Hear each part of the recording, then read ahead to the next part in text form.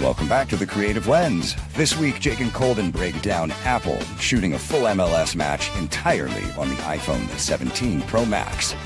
YouTubers are taking over the horror movie scene, and GoPro's big push into the compact cinema camera category with the Mission 1.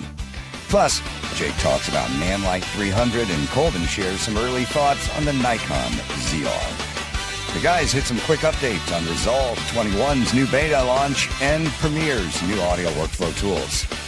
Let's get into it.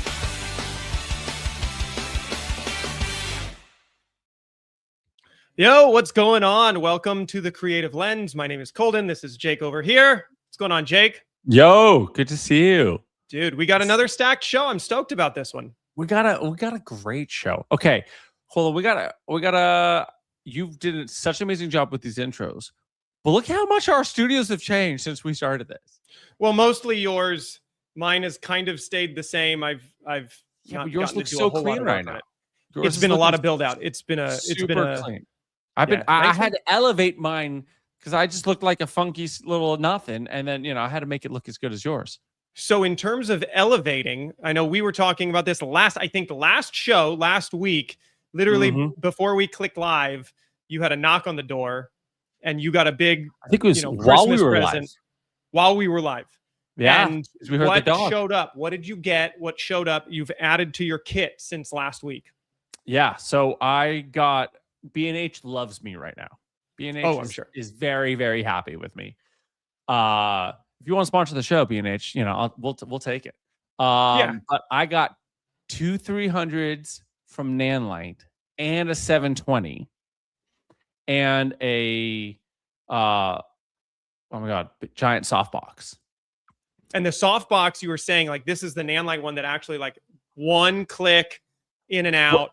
One click, but not only that, like because I have the aperture softbox, I have one of theirs, and theirs still is like round. Yeah. The nice thing with an Nanlite, it's flat. Really? So it The travels, whole thing lays flat? Lays flat.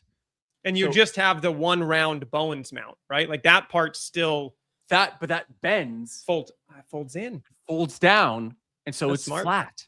And so That's literally the packaging is fully flat. Like it just makes traveling with it so much easier. I was like, ooh, yeah, I'm gonna most likely, as I keep going, I'll get rid of the aperture one, the aperture is like an at-home one.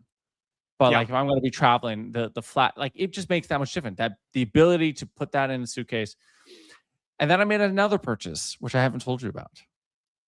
Oh, which okay. just came yesterday. And it's so silly because it's a cheap little thing, but it's one of those like, why haven't I done this yet? And it was because I was always a filmmaker and a photographer. Yeah. And recently I've been going through some soul searching. I've been praying to the gods. been doing some meditation, all of the jazz, all of the things.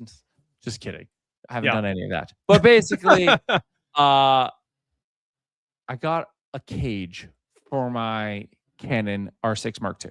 I know it's nice, all that hype just to say I got a cage for my camera. But what was so interesting, because it was one of those like little things that I was like, oh, I can actually, because I'm shooting so much more video, and I'm like, that's where I'm going after. Like as a photographer, you don't want a cage. Like a cage is the furthest thing you want as a photographer. And I would always like be pretty 50-50. So I was like, okay, I don't actually need a cage. I have a cage for my Blackmagics. Those are great. Love that. But I've been shooting so much. I rarely pull those out these days. And been shooting so much on my Canon. And then I'm like, to be able to have a behind the scenes camera on top of it, to be able to rig it out, to be able like all of these little silly little things that are just making it so much easier. I was like, so I jumped in, I got the SmallRig little cage on it.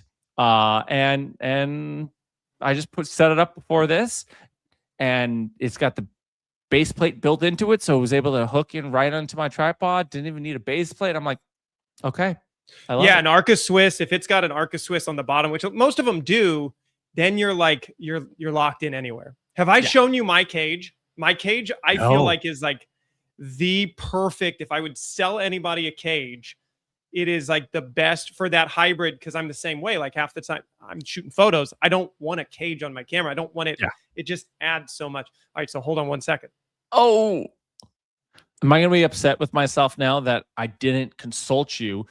Colden, this is the one purchase I did not consult you before. I know. I think it's a great investment, and you know what you need, so you did it. But here's we always talk about on this show, like travel and like small footprints. Yeah, very much so. That's my cage. Oh, okay. Right, so like a top. This, let's see here. There we go. So it folds down. Where am I at here? Here. There we go. And here. And it becomes just a little half cage. Okay. So you've got a NATO rail on this side. Yeah. You've got NATO on the top and quick release on the top. Hot shoe or cold shoe here. And then a quick release. So you literally just take your camera and you slide it in. Slide it in. Boom. There you go. Caged. Amazing. But you don't want the cage, then no cage. Yeah. I love it. That's my favorite. This is a Ulanzi cage, and it breaks down super small, and I can rig it when I need to, and then it's quick release and it's off. And the other nice thing about that is it's the same quick release that's on my gimbal. So I just pop it out of the cage. That can stay on the tripod, and then the camera just pops right into the gimbal, and then I don't have to worry about jumping back and forth. So that's my little one, but I've not wanted to commit to fully rigging with a cage. Like I just want to travel a little lighter. So that was my solution for the moment. But I might have to invest. I was doing the same thing you were doing. I was shopping, and SmallRig was on the top of my list for a cage for this camera, which I just picked up over the weekend. So nice. This was my purchase over the weekend, my unnecessary buy. I have had this trend of being like late to the cool camera party, which I'm okay with because I'd rather kind of wait and not buy it right away. But Nikon bought Red, right? And so they dropped a couple of months ago the Nikon ZR, which is their collaboration with Red. That's this camera. And so it literally is the smallest, cheapest camera that you can buy that shoots Red RAW internally, 6K Red RAW at 60 frames a second. It'll burn through some memory cards, but dude, it's pretty. So far, I got to do more testing with it, like really kind of see how it works and how the images hold up. But if anything else, it's a fun camera to go take out and shoot. And so I've enjoyed picking it up and like want to go take pictures with it, want to go shoot with it. So, how is it comparing to feeling against the Sony? What are you seeing as the pros and cons versus the Sony? So the Sony feels like a fully built system, and they've obviously perfected their FX3s. Even the A7S III was a really good build. The FX6s, obviously, they know their way in that world. Nikon feels like they're still trying to kind of figure it out. And I will say that's the weirdest thing in this camera. On the ZR, they put in some really cool features, and they left out some things that are like, why did we leave this out? So for one thing, which just feels weird, maybe this is a Nikon thing, and if somebody can tell me this is a Nikon thing. So the bottom where the battery is, this is where you load the memory card. It feels very like consumer. Like I had little point and shoots that put the memory cards in here. So you don't have anything to load from the side. So if you need to swap a card, like you have to open this up and load it from the bottom, which I just like my Sonys that load from the side. That feels like it makes more sense. Card choice was weird. So they went CF Express Type B, which Canon, are you just SD cards? Okay. So Sony, in order to like unlock the 120 FPS at 10-bit, at 4K with no crop, you have to have their CF Express Type A cards. So I bought a whole bunch of CF Express Type A cards, and of course, the Nikon shoots CF Express Type B, so none of those work in this camera. So I have to buy new CF Express Type B cards. So they have 2 memory cards in this camera though. Not SD, micro SD. What? Why? Micro SD. So it's CF Express Type B and micro SD. I don't know. Maybe to save on size and like because you could. But I feel like a micro SD would just like. I don't know. They make huge micro SD cards now. Like you can get a 1 terabyte micro SD card. I don't know why. Is the read write speed even fast enough on? Not for any of the like video codecs. So is it just for like, if you want to use it as a photo camera? Yeah. Which honestly, in terms of photos, I didn't realize like it's a solid photo camera. It's a really good. I mean, so it's Nikon was the leader in photo cameras for 2-3 decades. And one thing I'm used to with my A7S III and my FX3 is if you're going to take that out, it's a 12 megapixel, 12, 16, I can't remember, megapixel sensor. It's a very small, like it is a 4K sensor only. This is a full 24 megapixel sensor. So it like rivals my A7 III that was my photo camera. But this is just as good in a weird little body. So how I set it up is I put all my photos go to the micro SD, and then any of the videos go to the CF Express Type. Oh, you can actually like internally change that in the menu. Yeah. Okay, that's cool. That's a pretty cool little thing.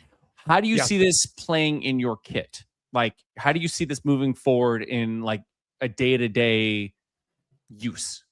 So the next project for me is going to be seeing how closely I can get either the Nikon RAW, the NRAW, or the Red Code RAW to match in with my FX3 and then be an AB cam. Because as it sits right now, my kit has one 10-bit camera and one 8-bit camera, which was the A7.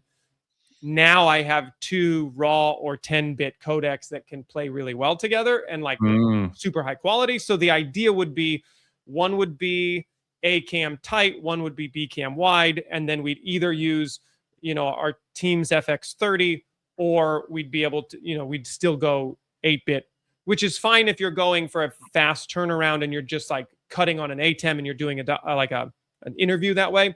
If you're doing anything that's like higher end deliverable, that was kind of the idea. And then any B-roll pickup shots, anything that goes on the Nikon now, because now you have Red RAW and the colors are just significantly better. So the hope is that interview shot can cut with the FX3 and then pick up stuff. I mean, I was playing with it this weekend. Like you just so you would use the Nikon also for all of the like your B-roll, or like if you're going to throw stuff on a gimbal or anything like that. To me, that's where it shines, because you've got 6K RAW at 60 frames a second, and you can't you will burn an interview if you're doing a 30-minute interview. Like I have a 2 terabyte card in it. It'll burn through a 2 terabyte card in one 30-minute interview. So the idea that you can, stop it, roll it on B-roll, stuff like that would be great cut-ins, but not necessarily the long form. You need the full Red Code for an interview. No. That's kind of where I see it sitting right now. The hope, and I don't know how logistical this would even work, is, some people online are talking about maybe you can run USB-C out because it has a USB-C port. It does, data transfer. It does webcam features through the USB-C port. So can you do a Blackmagic thing where I can bring, a 4 terabyte SSD and just record straight to that? The other thing maybe with the firmware is that, because right now it's just Red RAW. Like you don't have compression flavors, in your Blackmagic or in any Red camera, you have like 2-to-1 and 4-to-1 and 8-to-1 and 10-to-1 and 22-to-1 on a Red. So you can kind of pick, if I'm sitting down to an interview, not a lot of movement going on, right? I could put 10-to-1 compression on that. It'd be fine. I still get the Red RAW codec or the B RAW if you're shooting the Blackmagic. Like you still get the codec, you still get the codec to work with, but you don't have the same level of like full 1-to-1 pixel. Maybe Nikon gives us a firmware update for that. That solves my problem. Then I go, 4-to-1 on B-roll and like short stuff, and I can go 10-to-1 on an interview and do a 2-hour interview on a 2 TB card. Like, would be great. Nikon. I know I'm late to the game. People have been asking for Nikon to update this firmware since the camera came out. So now I'm in the game with you. Please update the firmware so that I can use it. I love it. Well, I mean, it's pretty wild that like, because you got it, if we can tell people, like you got it used on Facebook Marketplace. Yes. Right? I did. Absolutely. You did not pay full price for it. Do you want to make people jealous of how much you actually spent on this camera? So it lists right now for 21. It was like listed, I think, for MSRP on it. MSRP is it's a cheap camera. Like, honestly, if you want to go pick it up new, it's a cheap camera for everything that it's got. And we didn't even talk. It's got 32-bit float internal recording into it, which is awesome when you have it on your Hollylands or your Rodes or your DJIs. It's really cool to go into the camera 32-bit float. I saw that when I was testing it. I had the gain set up too high on the camera, and it was clipping when I brought it into DaVinci Resolve, and I just brought it down. And literally, you just slide it down, nothing clipped. It was so cool. So like, you get 32-bit float, you get red code raw, like you get a lot of stuff for $2,100. This guy was selling it for $2,000. It had a lens, it had the memory card with it, it had a couple other things with it, and I got it for like $1,700. So I'm a huge fan of like helping other camera people, industry people. If they're trying to sell something, like, as long as it's in working condition, you know what you're going and looking for. You got a lens with it, and Yeah, and that's the other thing about this that kind of helped me get into it, which I think Nikon was super smart with, is that there's adapters out there that they're super thin adapters, and it adapts all my Sony lenses into the Nikon system. So that is the other, that's, when we reviewed, or we talked to, I guess we didn't review, but we talked about the new Canon launch. Love the idea of that camera. Can't get into it because you can't adapt lenses to RF. Yeah. So you have to just go full tilt in to the Canon system if you want to go that route, or you have manual lenses and you're adapting older lenses. But like, if you want a full use of it, part of the like amazing thing in this ZR is like, I can use my Sony lenses. I can throw it on a gimbal. It has full autofocus on it, and I don't have to worry about manually focusing, because that's the next trigger to pull, is all the manual lenses, which we were talking about last episode. Yeah, exactly. With that with the Tilta. I mean, granted, that's only on E-mounts right now, but yeah, you then sent me there was another adapter, but people are starting to think with these clever tools to be like, great, we have all these amazing manual lenses. How do we get them to work on our mirrorless? And that's where this crazy thing is. Like, I mean, what we're going to be talking about this episode is just like the divide between pro and prosumer is starting to blur more and more. I mean, like right now, you have the Nikon ZR, you have the FX3, and sure, whatever Canon camera you want to say, but maybe the 5R, the 5RZ, maybe, right? Where you have this kind of like $2 to $4 grand price point that now creates a almost pro level camera. I mean, these are all 6K. I mean, the FX3 is not 6K, but Nikon ZR, you said, is 6K. The new Canon 5R 5VR 6 M or 7K V, yeah, 7K. It's the 5RV, right? 6RV? 6. Yep. 6RV. 6V. 6V. I don't know you Canon. I don't know you Canon cameras. That's your job. I think it's the 5RV. No, 5 was already out. Now we're gonna fight. You can Google it. I'm right on that one.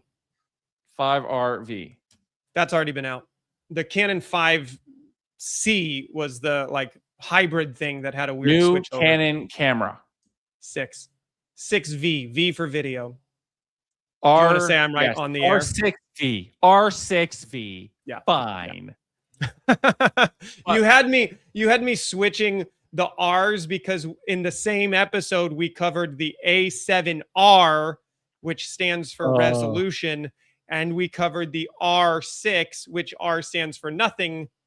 It's just what Canon decided. I think it's maybe their RF. It's the RF. But what does that stand for? It's the R camera and the RF, but it doesn't stand for anything. Whatever. It's just what they picked. The point is, all of these are like between 2 to 4K, and they're literally 4K to 6K to 7. Or I mean, I think what was the Canon was like at least 6K. It was 7K. Yeah, 7K like, raw. That's insane. Like the line blur on these are so insane. Like you could throw Cook RF lenses on this. You could throw just like it is wild. The line on this, especially from whether like as a cinematographer, like what are your thoughts on that? Yeah.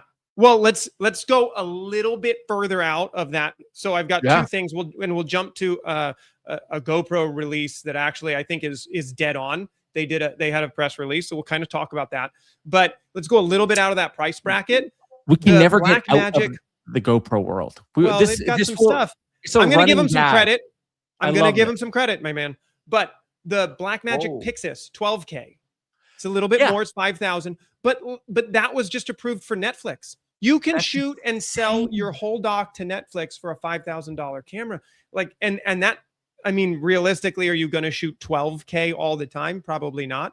But the fact that for $5,000, you have a full frame, fully stacked sensor, and it's got B-raw color science in it. Like I've almost pulled the trigger on that camera. I just don't have a big enough project right now not to justify renting it versus owning it.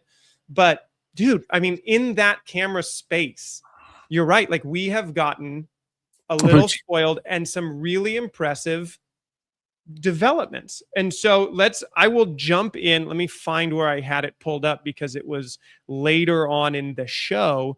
But while you do that, I mean, that's insane for literally like, but it really goes to show you, it's like all of the companies, it's not just, Canon or just Sony now. It's like literally across the boards. Yeah. Blackmagic to Canon to Sony to Nikon /Red. Like the GoPro. Okay, whoa. Let's just slow down just a little bit.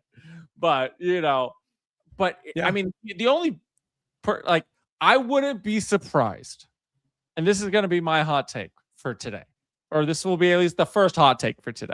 I would not be surprised if Ari in the next 2 to 5 years comes out, or they partner with somebody. They pull a Red and they partner with somebody, or they just say, screw it, and they drop like a $5,000 camera. I would not be surprised. Well, I think that, so you saw Ari got bought. Ari's now Did that actually happen? Yeah. I didn't know that. Yeah. I heard rumblings that they might, but I didn't know they were purchased by, I mean, fact check me, I guess, but they were purchased by a broadcast company, a German broadcast company. So they are now under the umbrella of this larger broadcast company. When did that happen? Like 3 weeks ago. It's been on my list to talk about because we now have in like over the last month there have been multiple right. So I'm not wrong. Did you find it? I think so. Yeah. Thomas Riddell acquires Ari about a month ago. Yep. Okay. So I was on that one. Not by a company. It was bought by like a dude. Like I guess he owns Riddell Communications. Riddell.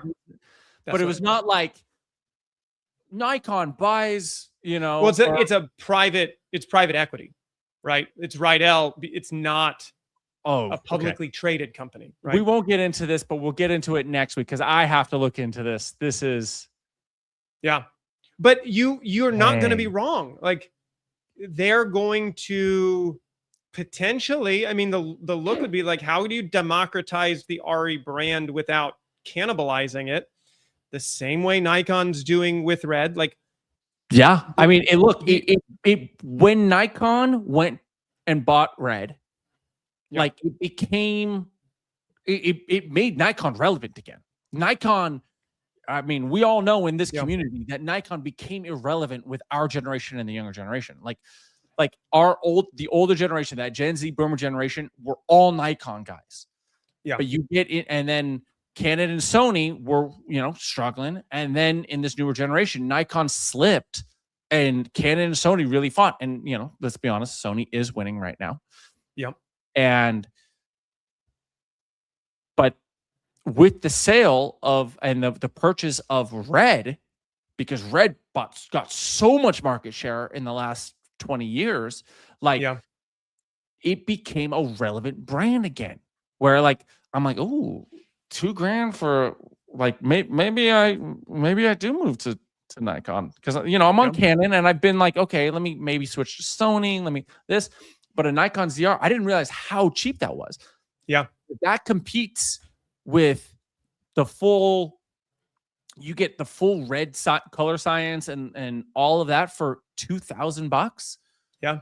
And it's a fun camera to go shoot with. It's just well set out. It's well laid out. Yeah, it's a good camera. And Nikon's done some stuff to try and catch up in their sensor development. They made me pay attention with their Z9 and Z8. And I think that was before, I think they launched both of those cameras before they fully bought Red, I think. But both of those sensors, the Z8 sensor is a 3.8 millisecond readout speed. They just didn't put a mechanical shutter in it because that sensor is so fast. It almost made me buy that camera. You got to say that again, because that was you just threw that out there like nothing. 8 millisecond readout speed from the top of the sensor to the bottom of the sensor in a 30 megapixel. It's not a 1-inch sensor. It's a 30 megapixel sensor. And I'll take that off because we're not talking about it yet. But that camera almost made me jump, because that's the fastest electronic shutter that's not a global shutter that I've seen. That's a great sensor in a cheaper digital camera. And it was competing in price. I think it was $3,000 maybe. Fact check me on this, because it's been a while since I've price checked it. But they've done some stuff to really try and compete. I think some of they need a couple of solid wins, and they need to have an operating system that works well. And that's actually another one. I think this is more rumor rumbling. I think Nikon's trying to get bought too. Oh, yeah. Wow. I that came across my desk as hey, did you see there? But everybody's shopping to get bought by somebody in the last month. Nikon is shopping to get bought. GoPro is shopping to get acquired. Nikon is publicly traded. Doesn't matter. Yeah, so's GoPro. Yeah. If the board okays it, then you can shop for people to acquire you. So yeah, I believe Nikon's doing much better than GoPro. I mean, I just pulled it up right now. Yeah. Nikon is at, it's got just shy of a $4 billion market cap. Last time we checked, GoPro was in the 200 million. Yeah. Like a significant difference. Yeah. It's But just in terms of line though, too, we won't trash on GoPro for that too much. Nikon has so many different lenses, cameras. Also, just it's such a legacy. They should make more money. Such a legacy brand. Yeah. Yeah, but I think that was I thought their acquisition of Red was incredibly intelligent. Yeah. I thought it was incredibly intelligent. But yeah, I think it'll be interesting, because again, I mean, we're talking about this now. I know you want to, do we want to jump to GoPro? But say it and I'll pull this up. What were you going to say? Or just I just think it's such a fascinating space that we're moving into in terms of the democratization of content creation and filmmaking, and just the art of filmmaking, which is kind of what this whole episode is about. Yeah. Today. Really is where's the line? What's a professional camera anymore versus, because that line, yeah, even 10 years ago was pretty drawn in, you know. And we're gonna, the first half of this first half of this episode is going to be on the gear side, but then we're going to also talk about the whole second half of this episode is going to be, well, what is a professional film anymore? Yeah. What is considered actually something that is legit? Like what is that bar anymore? Because the entire ecosystem, not only from the cameras, but then the delivery has completely changed. Well, and what's the freeway to get there too? Because that's changed, and that's kind of what these newer filmmakers are proving, is that it's not the same film school route that it was 20 years ago. But let's jump. So this article is by GoPro. It was a press release that they put out. Now, granted, they're really good at hype and they're really good at marketing on their stuff, but this is more of just the compact cinema camera is now a legitimate sector of the camera market, right? And that's kind of what they were pointing out without naming a whole bunch of names. They like to talk about their name, but they kind of leave out everybody else's. But the FX3, the Pixis, the Nikon, the R6, the R5, like these are all cameras like you brought up that are fairly inexpensive, but they're compact, small cinema bodies that you can go out and shoot features with. So one thing I wanted, and to their credit, like this is more about the evolution. This is an article that is about the evolution of this sector, not so much like a marketing piece for them. It nicely sells their ILS and Mission Pro, as it's in there, and it does have some of the, the pieces of it. So they put out, and I wanted your thoughts on this as both a director and somebody who's out there shooting a ton. These are, according to GoPro, the 5 things that actually matter to a compact cinema camera. So the first one being sensor size and low light performance. Do you think that, and I don't know if this is in any particular order, does that matter? I mean, I think it does to an extent, but I mean, I definitely wouldn't put it as number 1. Because, but low light performance is, and you could just say the general like grain, right? Is because, typically if you have a small body, lightweight cinema camera, you don't really have a lot of lights. And you don't typically have a lot of G&E budget. You're like, okay, we're going to just, gotta make do.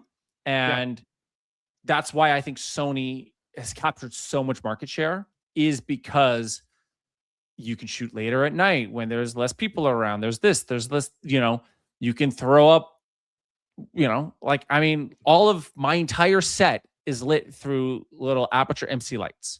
Yep. Like that are literally smaller than my iPhone. And like, you could get a good looking set like this. And I have a small flat panel, Amarin Verge lighting my face. Like, all of this together was a couple $100, and only because these are the fancy lights, but like these are the higher end aperture MC lights, but like people make knockoffs of them, and like so you can get a really great looking scene with 6 lights for less than $1,000. Like, I mean, literally my 3 lights from Nanlite. I know we're getting to lights, but my point is that obviously camera's one thing, but you have to light the scene. Right. And so why low light is important is because if you can crank that up to 3200, 6400 and get a great image, still, you don't need, a 12K RE to go through a window. Like, okay, you could maybe all I got is a, $300 300 from Nanlite. Great. Oh, it looks good. So yeah, I would say, and look, and this is where I'm not super technical in terms of sensor size. I'm like, I don't know the difference. Yeah. So that's where I get a little, that's the director in me going, I don't know. But the low light, yes.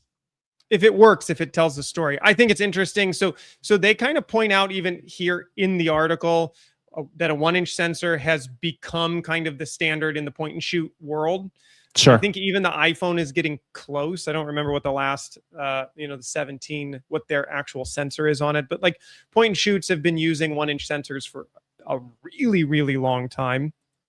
And they say full frames go further. They do get bigger and heavier, which is true. It's pretty hard to get a full frame sensor in a really little body. I think this ZR and maybe the Sigma FP are the smallest cameras you can possibly get with a full frame sensor in it. And they say, this is where I'm like, I don't know. For many creators shooting in the real world, 1-inch sensor is the sweet spot for capability and portability. Keyword. Weigh in, I guess. Keyword. How are they distinguishing their audience, the public who's using that 1-inch sensor? Creators. Yeah. Not filmmakers.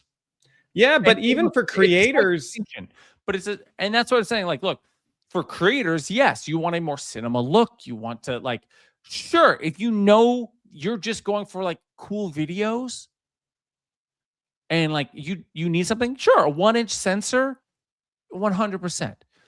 Yeah, there's a different mentality when you're like, great, I'm going to be a filmmaker. And look, and I think that line is blurring more and more and more and more and more every single day. Yeah. My argument would be APS-C. Your crop sensor, that's the sweet spot. If you're really talking to me about a sweet spot, sure. Super 35 is you've got great low light performance. It's lightweight. The lenses are lightweight. You can pick one up for equal to what the GoPro Mission costs. It's like $700-800 for an A6600, A6700 from Sony. Yeah. Canon makes similar cameras on the APS-C line. Sony's done a really good job of really like miniaturizing those. So you want to be a creator. My argument would be twofold on that specific side. If you're talking specifically solely creators, deliverability, how quickly can I get the footage from my camera to my phone to my post? That's really important. In terms of the sensor, I'd still say it's hard for me to say 1-inch is like the new go-to. Although I've sung the praises of the DJI Pocket 3, and that's a 1-inch sensor. I literally just pulled it up. Oh my God, it's hilarious because I literally just pulled that up right now. Yeah. Just to double check. I was like, is it a 1-inch sensor? I think it is, but I didn't want to say anything out of turn. But again, I showed you, we talked, I sent you that video on Instagram of them using a Pocket Osmo 3 and shooting some cars, and it looked really good. Yeah. Like, it looks, and so you have to have the technical know-how in terms of coloring and lighting. Like you can get a great image out of a 1-inch sensor. Now, and GoPro doesn't even mention it in this of their top 5. What's the top 5 most important things about compact cinema camera? I would say color depth is right up there at the top of latitude and color depth for a compact cinema camera. And again, they're kind of, this press release is it for creators or is it compact cinema cameras? Because you're talking to two different people there. Yeah. But latitude, color depth, and to GoPro's credit, which a lot of people on the video that I made kind of calling out some of GoPro's marketing said data rate is super high compared to, like, for this new Mission line, compared to DJI Action 6, which is the next most comparable. The data rate is like twice as much on the GoPro. So if you can get a less compressed image with greater latitude and color depth that you can actually, put a log profile in on the camera and then get more resolution, color resolution in editing, 100%. to me, way more important than that your camera shoots 8K. Yeah, like I would take out stabilization, just to kind of let's get through this article. Like I would take out stabilization, durability and portability. Sure. But okay, don't be a dumbass. Like my brother throws his gear around. And I'm like, oh, what are you doing? He's like, hey, it's just camera gear, whatever. I'll buy some new stuff. I'm like, all right, whatever, bro. Like, I'm like, I couldn't do it. But I would definitely 100% add in color profiles. Like, what is that ability to color your that is what is going to separate you Okay, great. Yeah. It looks great. Rec 709 right at a camera. Totally fine. But also for those who are like, actually, again, cinema, you want it to look unique and different. Like what makes you look like you is your choice of lenses and your ability to color. Like that is, you see Harmony Korine movie. You go, oh, okay, that has a very specific look versus a movie that Roger Deakins shot, or like everybody has their own different look, and that's going to come down to how you light it and how you color it. Yeah. And so that I would 100% make sure that's on the list. Audio, okay, fine, but like more and more it's becoming. Get a freaking, like I just got the Hollyland, the new Hollyland Lark Mark IIs, but 32-bit float, internal recording. Great. Yeah. Okay. Yeah. Yeah. I think audio, I think the first podcast we did, I was saying audio number one. Like that's got to be the most important thing, because if you, whatever video you're trying to create, if you sound bad, if it sounds trashy, if it's like you can't listen to it, you're gonna bounce. But how does that have to do with camera? Like you could sync it super easy in post. Exactly. Now. Like in the camera, like yes, you said the Nikon ZR has 32-bit float internal, which is cool. But like, great. This is that $300 for 4 mics. Yeah. Like you can get the cheaper one, which is like $200 for 2 mics, and that's the high end one. This is the most expensive, nicest thing Hollyland has. Yep. And it was like 300 something bucks. Yeah. Like, so, okay, audio, you don't need that, in my opinion. Like as long as it can sync in too, great. Right. You can sync it. And you have the internal backups on the mic themselves. Give me sorry. I'm sorry. This is a heated. I am. We had to switch rules. We're not talking about GoPro. I mean, we are talking about GoPro, but like we really are. I would say so as a solo creator, half the time, I would say, and I don't know how you are, if I can get away with not having to resync my lav packs, oh, it's so much nicer to just cut it, done, deliver it. So 100%. I do get in these compact cameras. It was a selling point on the ZR for me that I actually had 32-bit float built in. Whatever the next FX3 Mark II is going to be, that's got to be a huge selling point for me to want to pick that up. On the flip side of it, the Pixis that has like full XLR inputs, that's a huge. So I do agree with them that as a small team, having a good way to capture that audio is important. It's also a great way for GoPro to sell their new mic system, because that is, that's been what I've said with DJI is like the mics just work together. Everything works. It's great. So I get it. I'm with you. I think it's probably not top on my list for a compact cinema camera, but I like but it has an audio port. Does it have an audio port? And that's the biggest thing, which all of these cameras do. Let's get into a little bit of this GoPro stuff, because the embargo, they finally lifted the embargo, right? Yeah. And so we get to see some footage. So I pulled some footage. Now, DC Rainmaker did a great review. It's like 20 minutes. I tried to watch the whole thing. There are a bunch of channels. I think Flytech did another one that's like side by side, which is all I've been asking for since they launched the damn thing. And I don't have GoPros like their cinema launch. It was a long video too. I don't have that pulled up, but I have some screenshots and I want your thoughts on it, because I had some questions about, is this a really valuable replacement to the 14? Is it worth the extra $200 for the base? Because one of the things that I think it was Flytech that said it was, he asked them at NAB, he said, hey, so this Mission line, does that mean you're not doing the Hero 14? And they kind of didn't say a whole lot. They didn't have a yes or a no answer for him. So if this is like a way for them to get rid of the Hero line and upcharge you. Like, it's still a Hero 14. It's just repackaged and a little bit more expensive. So like, here's a great, dude, I just did the same thing that you did last time, which is I closed my screen. Let's see here. So this was a side by side of the GoPro. So you have the GoPro Mission 1, you have the Mission 1 in 4K, then you have the Insta360 Ace Pro 2, and then you have the DJI on the last side. Like, it obviously in 8K, that's sharper.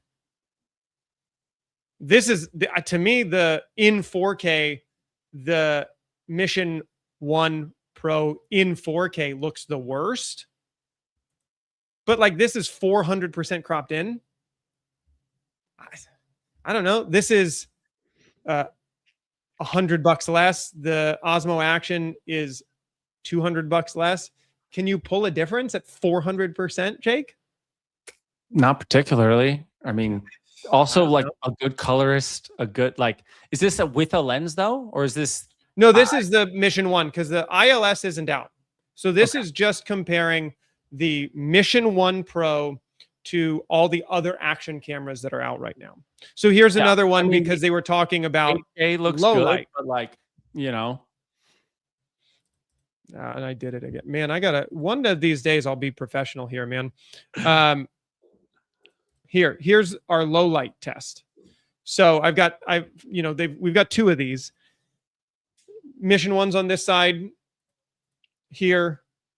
Ace Pro, Action 6, Hero 13. The Hero 13 kind of loses that one. But yeah.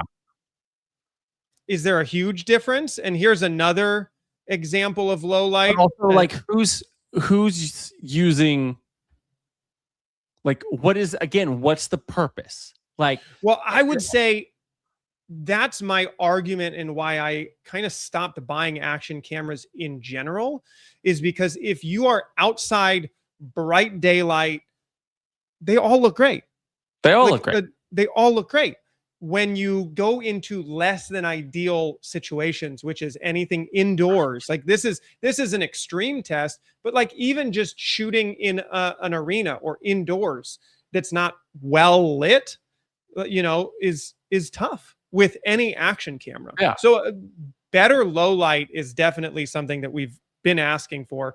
And GoPro, like in this, look, they finally came to the party. It looks great. Like, they finally came to the party. But does it look $200 more better than this one? I don't know. Not really. But again, I go into, I mean, look, for somebody who doesn't want to color, but the funny thing is, which one looks better here? The 13 black, in my opinion, the colors look a little cleaner. Like the here? blacks look a little bit more black. Yeah. Yeah. I'm kind of like, and look, I can't tell from a resolution standpoint, but like, these are just screenshots. It's not a totally fair comparison. Yeah, but like, I like the roll off in the 13 black compared to the Mission 1 Pro. But like, look, the Mission 1 Pro from a white balance looks on, but like, again, the Insta360 and the Osmo look just like they have it, like they look bad. But to me, that's the white balance is off. See, I like the warmer, and again, I wasn't my there, point so is, I don't it's know, hard but to I tell. like the Action 6. I hate my annoyance with some of these things is like, you can't tell them. They look different because also the white balance is different. Right. Like, so. That's a good, because all of this stuff was shot in auto. So it's actually good to see what the cameras do, because in a couple of these scenarios, DJI shifts way blue, GoPro's a little more neutral. It's interesting to see where the auto modes, because like, let's be real, you're going to buy this, put it in auto and go most of the time. Are you going to sit there and dial in your settings on a GoPro or an Insta360 or an Action? Like, you're not going to dial in, you're going to hope for auto. Yeah. So it's good to see. I like a slightly cooler look personally than a slightly warmer look. So I like the GoPro in out of these three. I like the GoPro auto, but But again, it's like, what are we comparing? Are we Right. comparing image quality? Are we, comparing auto function? Are we comparing, like, what are we comparing? And I think to me, if you're looking at low light, you've light got auto more function. detail in the action here. And like, look at like where this is, right? Compared to over here, it just kind of starts to get mushy, in my opinion. Yeah. Like, you could probably bring this up a little bit, but if you're looking at just like a colorist can take care of the white balance pretty easy. Yeah. I feel like I've got a little bit more detail in the trees and in the lower, the lower exposures. Anyway, there's one. This one I thought was interesting. Here's backlighting, because the big thing to me is like, and I've been kind of watching, this is where the actual review footage is so important for people that already went out and pre-ordered, like 16 stops of dynamic range. I don't know. Is that when you're shooting backlit, which one has better backlight correction? I mean, I feel, and again, see, look, like this one Insta tints 360. way blue. Yeah, the Insta360. I mean, I think that it takes this one, the last Yeah. one over here. Yeah. Yeah. I That's- think I when you get the tend detail, to look at the prefer roll off. this. Yeah, I was gonna say either one looks fine. Yeah. But yes, the DJI is a little more stylized, in my opinion, just in terms of like the color tones. But honestly, look at what I find really interesting is look at the quality of the clouds. Right. I was looking at that too. And that's where like the Mission 1 is worse than the 13. And I wonder if some of that is because it was a hard metering. Like when you're backlit, any processor has a hard time what do I expose for, right? It's trying to make a decision. Do I expose for the clouds? Do I expose for your face? And you can get that shifting happening like in real time. It'll shift back and forth. So I wonder if in, this one still frame that I grabbed, if the Hero 13 was more exposed for the back, we've got better contrast and you can see, the clouds better, but you can't see his face as well. It's true. Compared to maybe this one's a little bit more in the middle. But I saw the same thing. I was like, oh, it's a great test, because do I have 16 stops of dynamic range between every one of these clouds, and his, like, the jacket's pretty much gone, versus here, like it's smushed into the middle of the histogram a little bit, right? Like it's kind of compressed down here.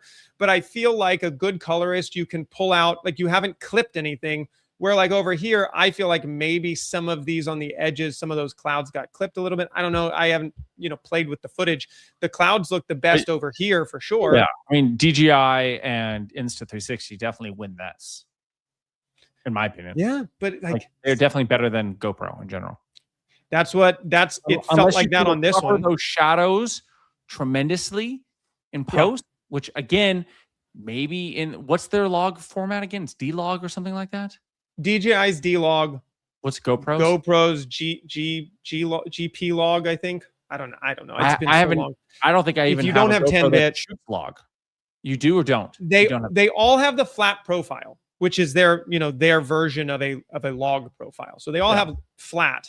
But it's been mostly unusable because when you compress an 8-bit image, you're stuck with worse. When you try and uncompress it, you end up with worse footage than just shooting in regular GoPro color. So I never used it.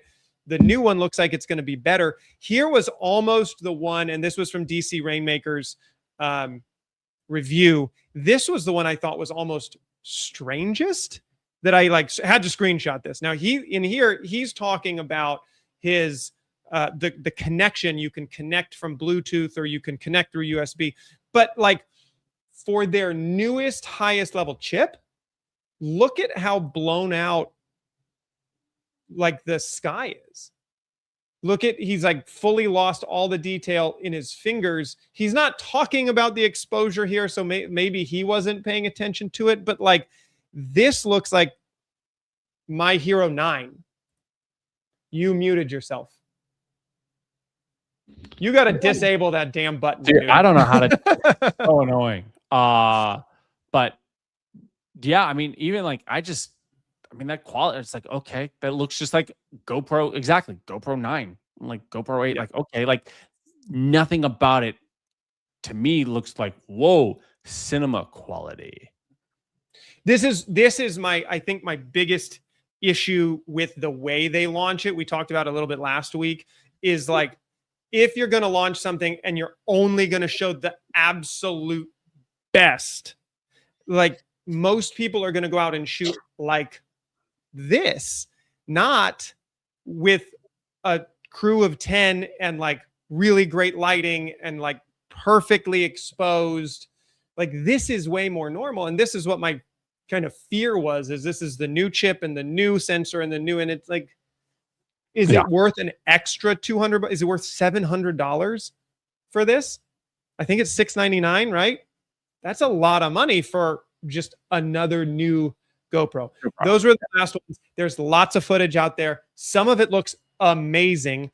I'm not knocking on the slow motion. Like the slow motion stuff does look great, and it's hard to like get screenshots of that. But at least in terms of the like we said, the latitude and the dynamic range, I just don't see this as competing with an Alexa in terms of 16 stops of dynamic range. Like I don't see it competing with my Blackmagic cinema camera that has 14 dynamic range. Like it just, it just doesn't. This. I think those claims were a little exaggerated. Yeah, I agree. But last thing, and we will move on, I promise. Two things that DC Rainmaker was explaining in his review that I did sit and watch, because you put GoPro on our run of shows. So I was like, I got to be prepared. More from the standpoint, it actually released the footage. We actually got to see what it looked like. This was the first. Here we are talking about it. A couple, whatever. They released it a couple months ago, and now they're finally actually releasing the footage. And they should be like delivering the camera fairly soon. These are two things, though, that GoPro's never done on any other camera. And I'm so happy, proud of them. GoPro, thank you for these things, at least for these things.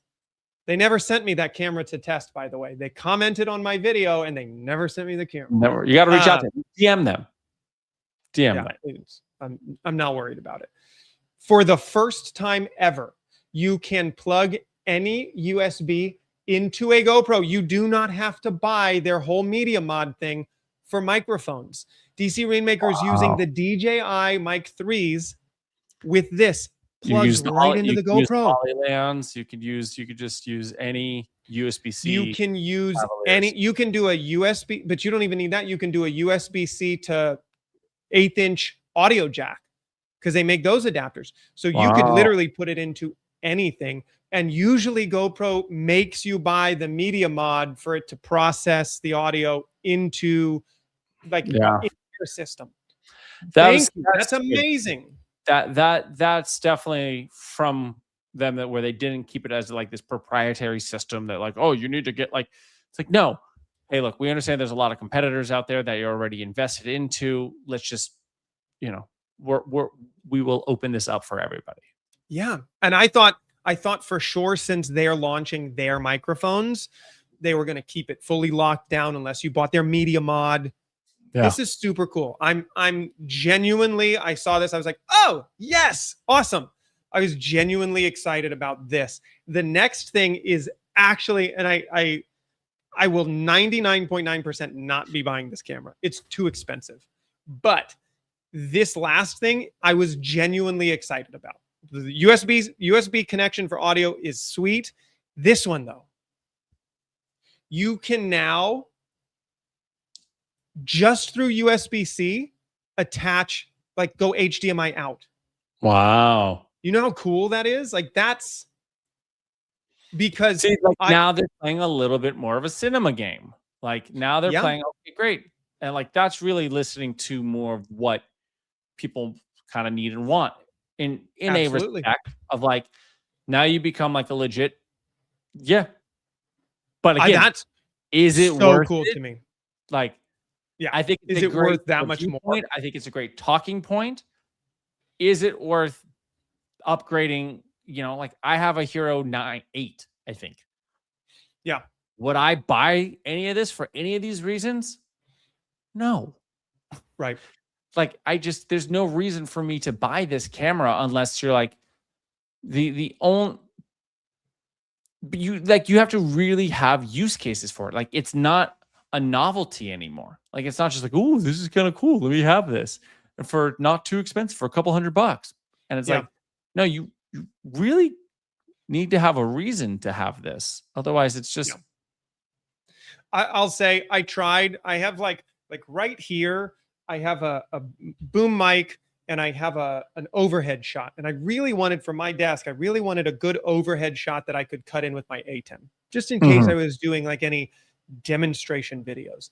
I tried to rig up my GoPro, and it was such a pain because you have to go, it's a GoPro 9, and you either need to buy the media mod or you have to go through their like webcam software, and you have to do that, or had to do that with Canon to like get it to work. Like, you have to, the older Canons were such a pain to try and get the webcam to work.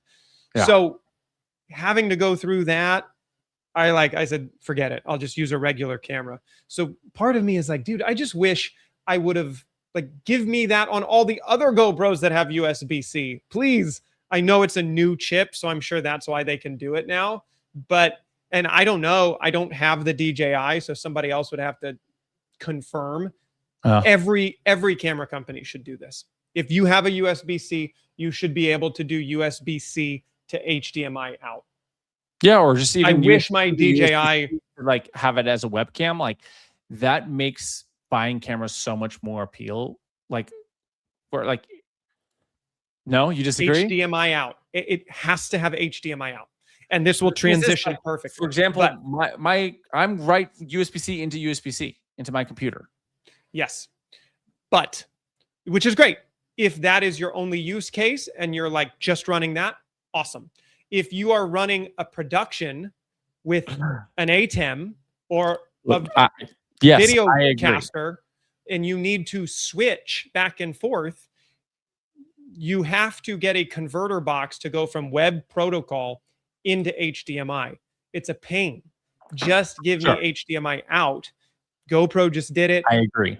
Amazing. This is probably, like, everybody should be talking about this.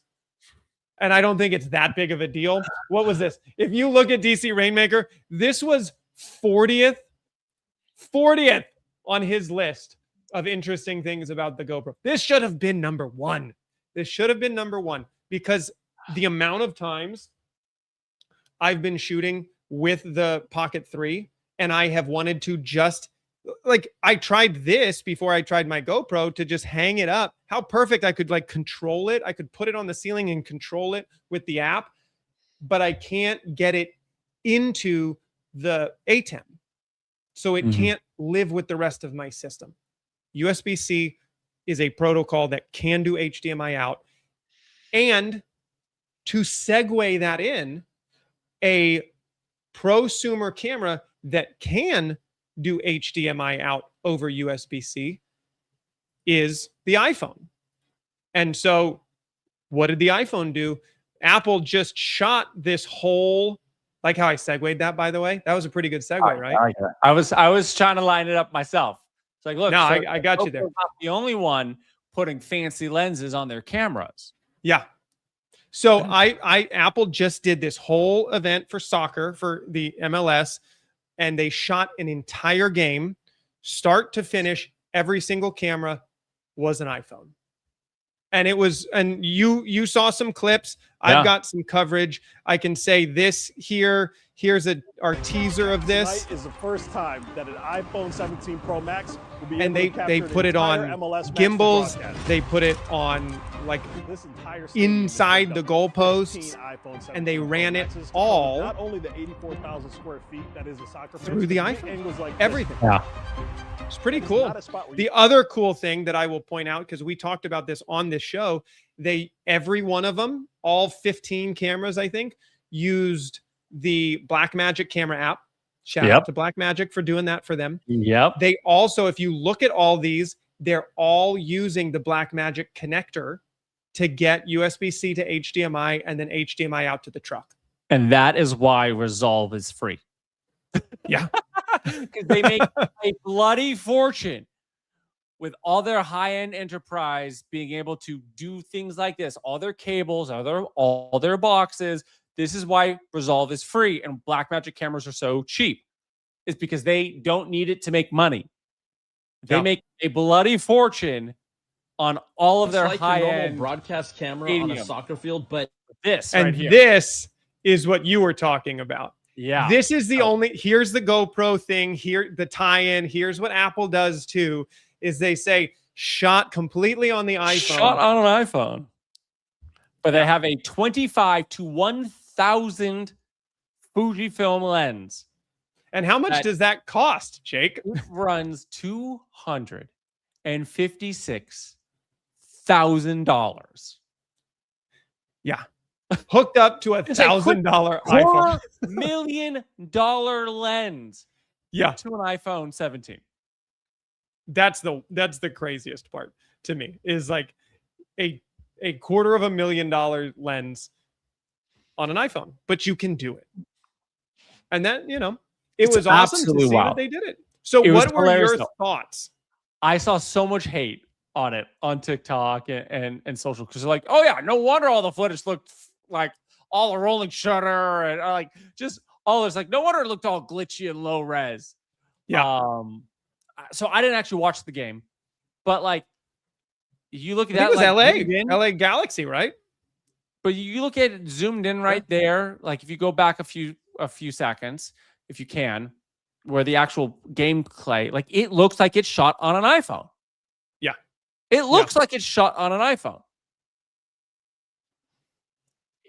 Is it amazing that they were able to do that? Yes. Do you need an app like the Blackmagic, video camera app to do it? Yes. Like you can't do this just shooting on a phone. Like, yes, you can do it just shooting on a phone, but like you're using one of the most amazing, iPhone video apps that give you full control.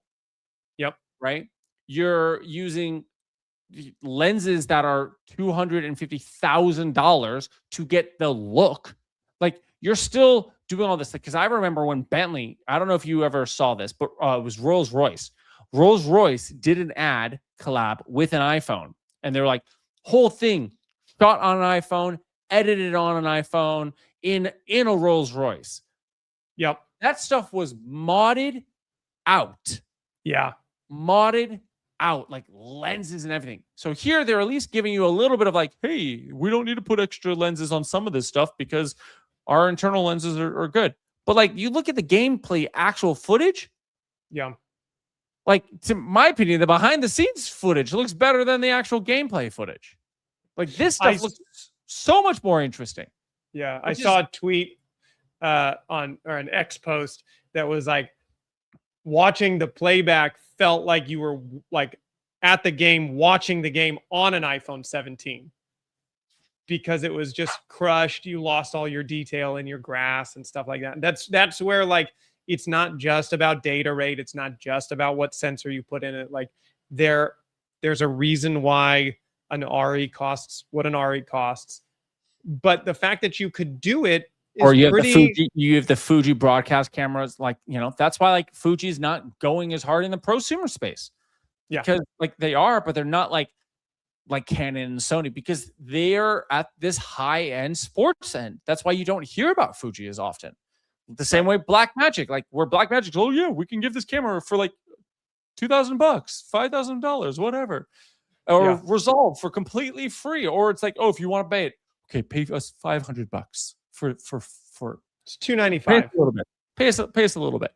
Yeah. Because they are high end, sports enterprise level. If you want to go see arenas, like anything at the high end broadcast level, Blackmagic and Fuji own that market from the high end enterprise level.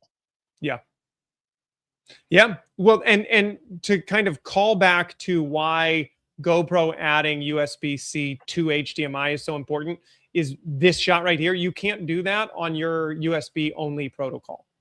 Like being able to route that out into a truck like this is pretty impressive. And like, that's Good on GoPro for putting that in their Mission 1. Good on iPhone for putting it in. Every USB-C operated webcam protocol should have a way to get out to HDMI. So we could do this. You could probably thank Mr. Beast for that. Yeah. You know, between the Beast games, you know, I think he owns like 1,300, you know, GoPros. Yeah. So this is probably just because, you know, Jimmy was like, hey guys, so I like you guys, but here's the thing. We need, you know, HDMI. I need to be able to control these. So get to it. Get on it. Get on. And Mr. Well, thank Beast you. saying this, and you know, it would not shock me if that is legitimately why we end up with HDMI out. I think that would not shock me. Yeah.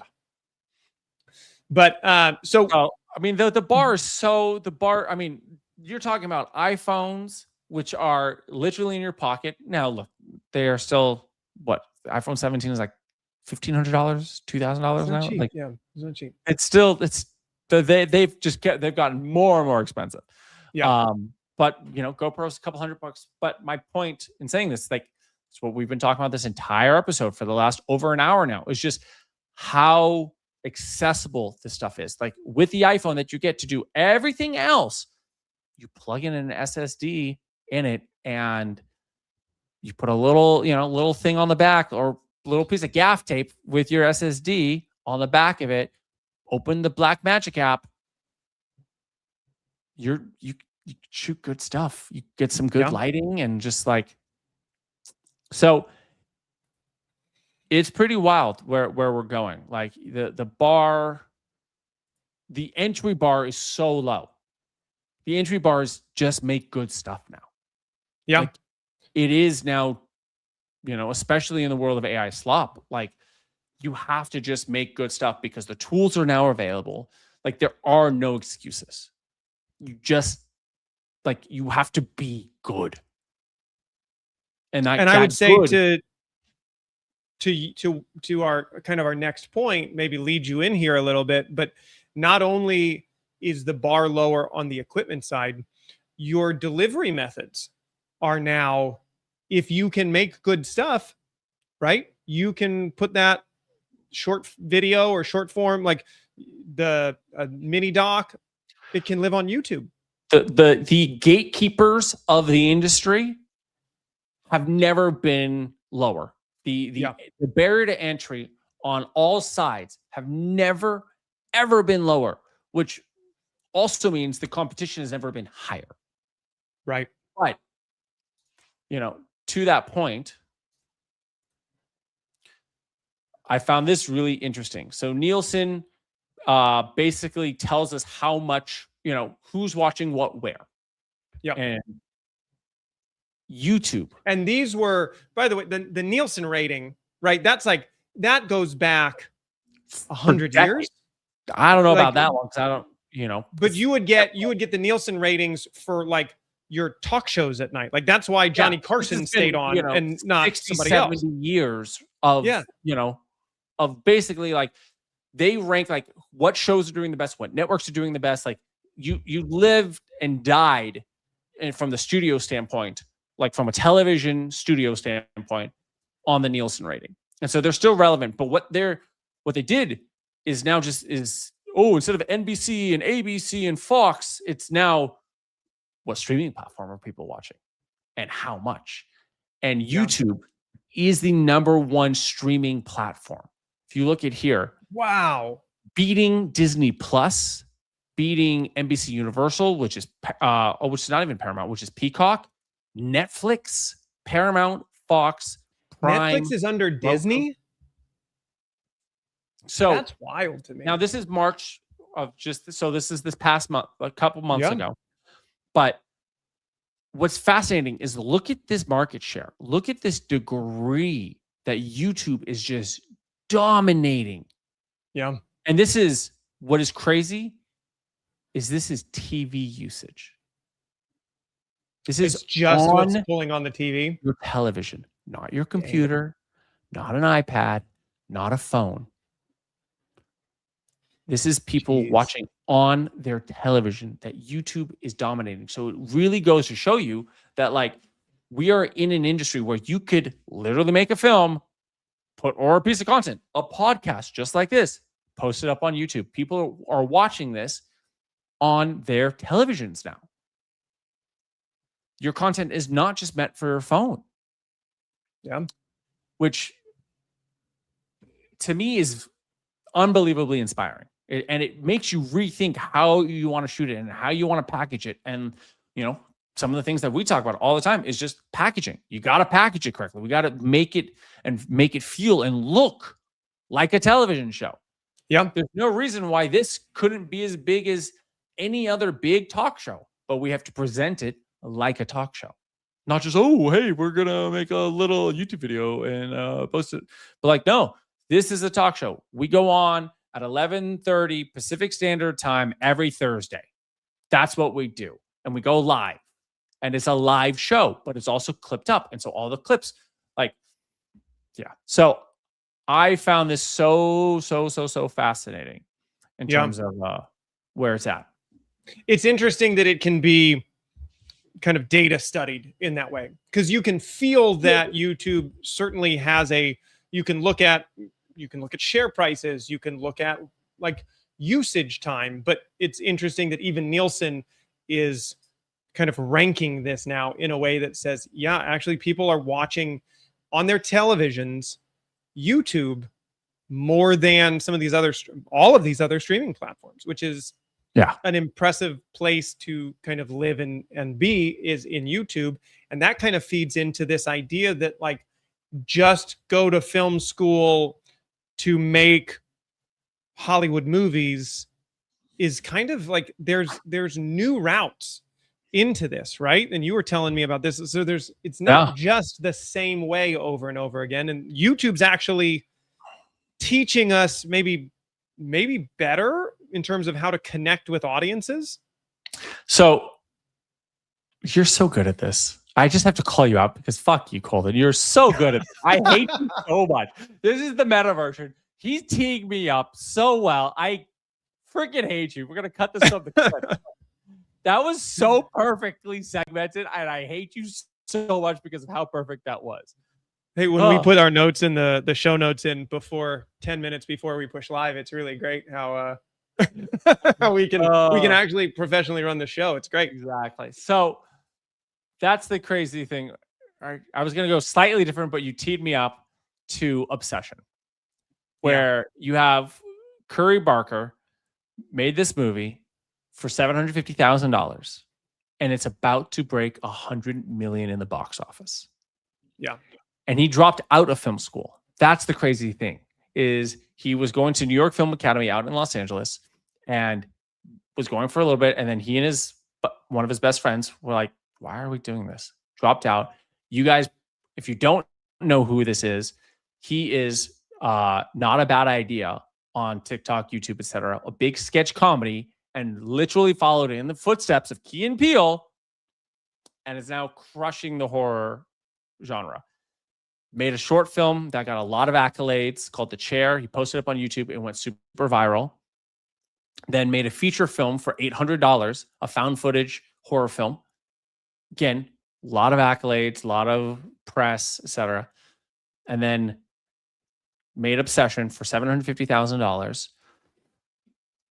Jason Blum from Blumhouse picked it up after it won a bunch of awards, and is what helped push this to now be $100 million movie. And he's now slated to make like 4 films next, and like just start popping them out, and is like Blumhouse's new go-to young horror director. I'm glad that you mentioned Key and Peele, or I guess Key and Michael Key. Key and Peele. Yeah, but it's Jordan Peele who left that show as a comedy writer / performer, and did all of these like really impressive thriller, like really switch of genres. It made me think, when you sent me this story and I was kind of reading into it, I was like, this is a Key and like a Jordan Peele thing. Like it's just so interesting to go from comedy into this like horror thriller is Cool. Like it's really, it's an interesting transition. And were you saying this is the one that went more money the second week at the box office than the first? Yeah. So this is Box Office Mojo. It tracks us our box office gross. It has made $90 million worldwide. Like that's insane. And so if you look here at domestic week, usually movies, they get their big push that opening weekend, and then it trickles down. And this is like, you know, from Avengers to an independent film. It has week by week grown more money every week. Like that's cool. That is insane. Not only the second week did it make more money, but then the third week it made even more money. Really? It went $17 million first weekend, $24 million the next weekend, and $32 million the third weekend.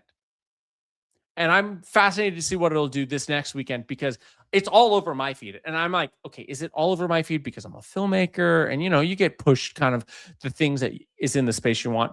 But they're going hard, and I find this absolutely fascinating. Like, and if you look at like the average money that it's making here, like it is doubled what it made. Like that is insane. And like they're 2 days, like it is, and this is just their domestic numbers, right? This is domestic weekends, which obviously is 75% of their income of like in terms of sales, but like 25% is international. Like that's amazing for all unknowns, unknown director, unknown actors. There's not a single person that you go, oh yeah, okay. The only known entity is Blumhouse.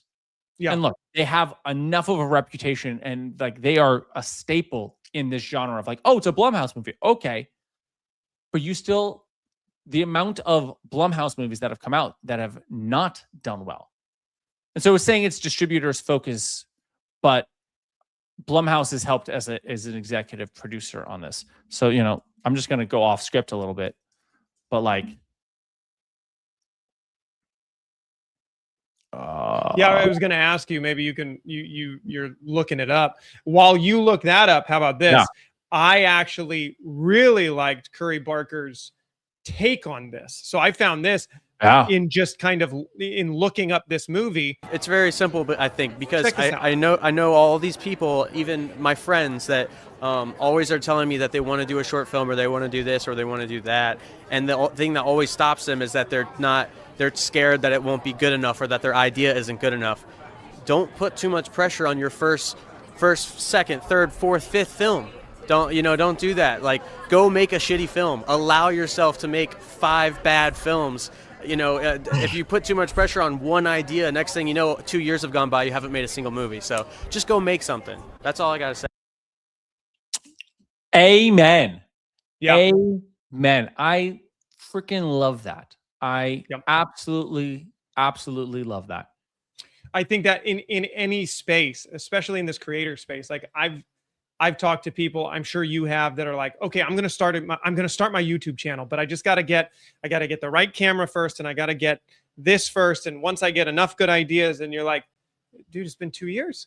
It's been 2 years. When are you going to do it? Like, you you will learn so much more. And I think that's so interesting in, and I don't know a whole lot of how he kind of came up in the space, but like YouTube will teach you. That's how he came up. But it will teach you in real time what did well, what didn't do well, what sold, what didn't, what got eyeballs, what didn't. You get real time analytics, and that's what works. Yeah. So Blumhouse Productions again. So Blumhouse didn't make this movie, but they helped get it out to the world. They probably came on in the distribution phase, right? Like they came on, gave them a bunch of money to go push it to a bunch of theaters, because getting your movie into theaters is freaking expensive. But like, it's not just like I made a movie; it costs a lot of money to. Yeah. But this movie was made again $750,000, less than $1 million. Yeah. Look at what it's beat out. So this is lifetime gross. We're not going to even like, this is not all, this is down like 35. We have, The Purge, Sinister, Black Klansman, Insidious, Paranormal 4, Insidious, the first one, $54 million. It's already beaten out all of these. The Purge 1, $64 million. Insidious, all of the Purge, The Invisible Man, all of the Purges, it's beat. Insidious, the only movies that it so far has not beat from Blumhouse. Paranormal, like Halloween Kills, which it'll beat that this weekend. Paranormal Activity 3, Paranormal Activity 1, Glass, Split, Halloween, and Get Out. I think it will probably be number 3 on this list. My prediction is it will end up making about $150 million. Off of what did you say it was? 150 million off of $150,000. So, less than $1 million. It'll 100x? make 100. I think it'll make 150, $160 million. Yeah. Jeez. It's been we'll have to 3 follow weekends, it. That's pretty cool. and it's made, but also what's interesting is those movies got, if you look at the theaters, how many theaters they were in. Get Out was in over 3,000. Halloween was almost in 4,000. Split was over like 3,300. Glass, 3,800, right? Paranormal Activity is the only one where it was close to, because again, we looked at those numbers of the amount of theaters it was in. It was 2,600 theaters. So it's going to beat Paranormal Activity in the same amount of theaters. Realize, like, it is on track to do more, because realize it's less theaters, so less people can see it, right? And it's on track to make more. Like, it's absolutely amazing. And like, it goes, in a similar line where these of creators is Markiplier's movie Iron Lung. Now realize he did this all himself, literally himself. This is a solo distributor.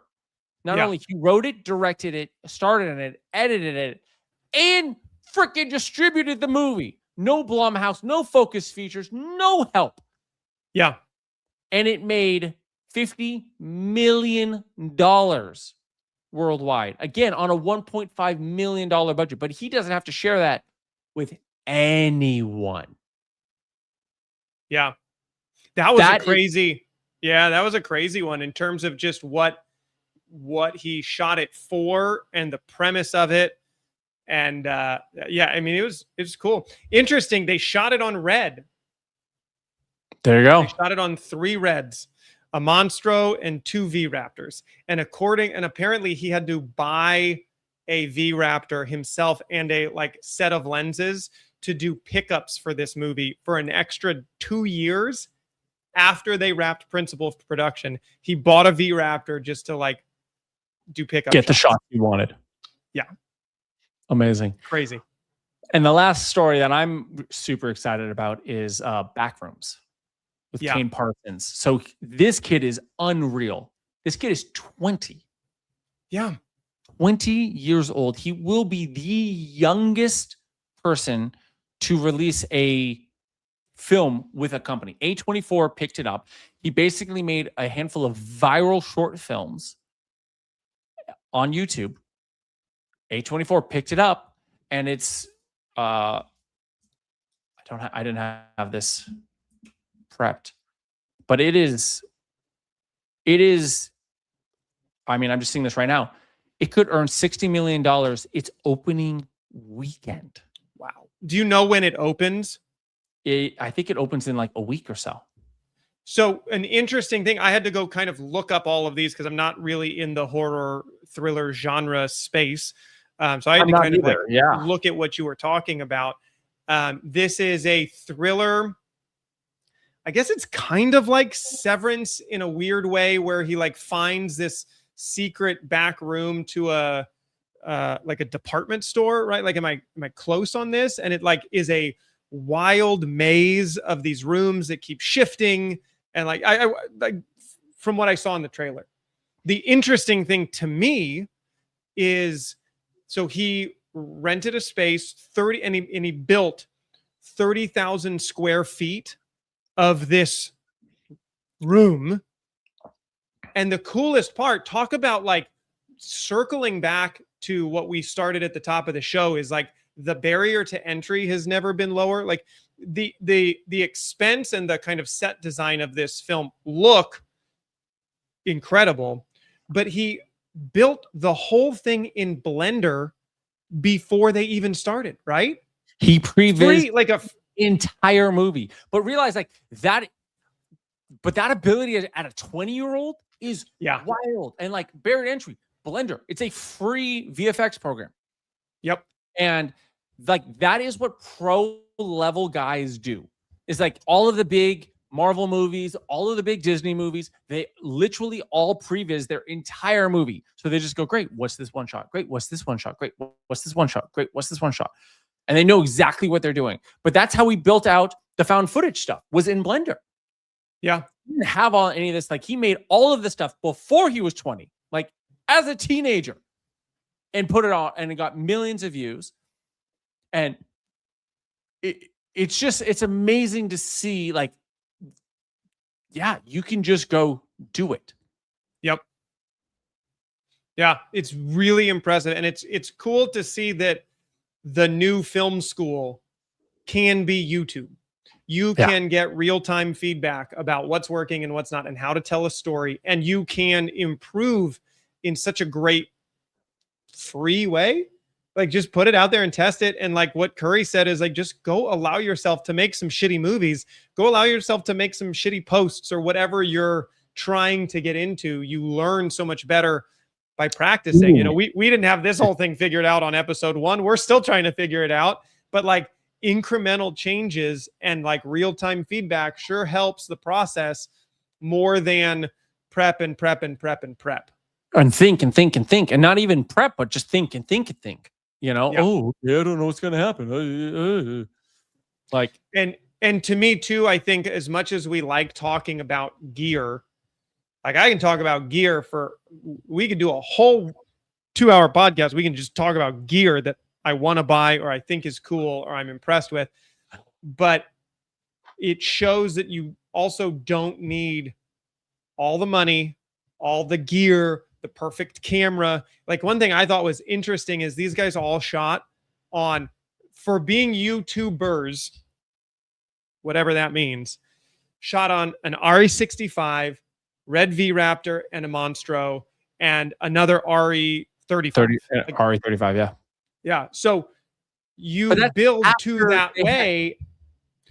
Yeah. You build to that after you've learned how to tell the story and after you've kind of allowed, as you know, we'll quote Curry at the end of the show, is like, once you've allowed yourself to put out some shitty stuff and learn the process, then you go get the RE65. Then you go get the Red Raptor. That's the amazing thing is like you can make a entire feature film on the FX3 on any of these cameras. About the creator. That's, you know, is the famous one that you know has been talked about. But we were talking about at NAB. Guy from Fast and the Furious shot all of this stuff on the FX2. Like, there's no reason why you can't do it now. Like, they're literally the only excuse of like, oh, I couldn't do it was you didn't do it. Because you can get like a used any of these cameras or one gen back. Any of these cameras used on Facebook Marketplace, on eBay, like for less than $5,000, you can get an entire camera, lenses, and lighting kit. Yep. Like you can get like an entire setup used on Facebook Marketplace, on eBay for like no more than $10,000. Like, great, put it on 2 or 3 0% credit cards and go make 10 films, not just one film, but like go spend an entire year making content every single weekend. And if that, you don't even need to have an iPhone, get an SSD. Well, that'll cost you $10,000 just in itself. But, you know, like you could do this all again. Look at the iPhone being shot for freaking MLS sports games now. Like, Yes, it's a little bit of a gimmick and it's a marketing stunt, but Tangerine won Sundance in 2015, if I'm not mistaken. On an iPhone. Shot on an iPhone 8. Yeah. Like, not fancy gear. Like, not the iPhone 17. Like, good storytelling. And that's where, like, we're really going to see, in my opinion, it's like the bar of entry is so low, but the bar of what's good is now gotten so high. Yeah. And how to tell a captivating story in a way that only you can reproduce and that's entertaining. I think that's, that's the next, that is what separates. And it always kind of has, but it is interesting to see that like the entry level is low and you just have to go out and do it. And that's what's so exciting. It's like, it's just, it's fun. I mean, look at us. Like, there is no barrier to entry to making a podcast. And it simply is like, great. But if you look at the intro versus now, we get 1% better each episode. You know, I wanted to be a little further back with my mic. So I got my mic stand. And it's these little 1%. Like, okay, great. Improve the lighting, improve the mic, improve the audio, improve the video, great.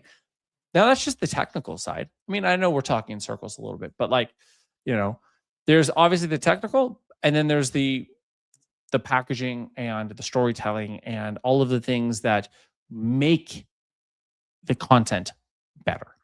Yep. 100%. All right, man. This was a stacked show. I don't even think we got to everything. No, we didn't. Now I'm already looking forward to. I like that my run of show says we'll be like we could get through this in an hour. I have to just stop assuming that we could get through anything in an hour and just lean into it. But well, we had a couple tangents. GoPro takes way too much of this show. Hopefully, there's no new announcements from GoPro, and so we'll have an episode without GoPro. Maybe we'll see. Unless they send you the GoPro. I don't think so. I'm not going to hold my breath on that one. I am going to be more interested in what we can do with this this new Nikon and kind of testing that out. So I'll have more to report next week on that probably. And I don't know, man. We got to build out a new show, so I don't have any teasers coming up. Do you have any teasers coming up for next week?